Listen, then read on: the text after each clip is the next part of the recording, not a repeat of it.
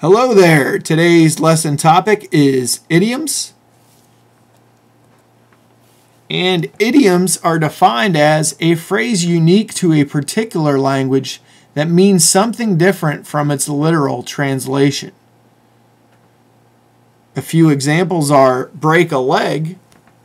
You are not actually instructing someone to break their leg. You are wishing them good luck. So that phrase obviously does not mean what is literally expressed. Thus, you have an idiom in our English language. Another example is the test was a piece of cake. You obviously are not eating cake for a test. Thus, you have another idiom. The saying or phrase does not mean what it literally says, so it departs from that literal meaning. A way to remember idioms and what they mean, a mnemonic device, if you will, is that only an idiot would believe an idiom. So the words idiot and idiom are pretty close, and that might help you to remember it. Idioms qualify as figurative language because they are not literal expressions. You cannot take them at face value for what they are literally standing for or expressing.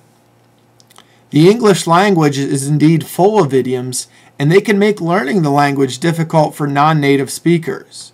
Okay, someone who is not familiar with the term break a leg might not quite understand why you would tell someone to break a leg before they are performing. Same might go for the test as a piece of cake example. Someone who is not familiar with that phrase might not understand the piece of cake analogy for a test. Other languages have their own idioms. Idioms are not universal across the world.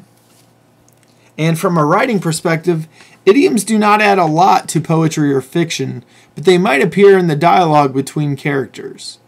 We use idioms in our own lives, and authors might have their characters or speakers do the same.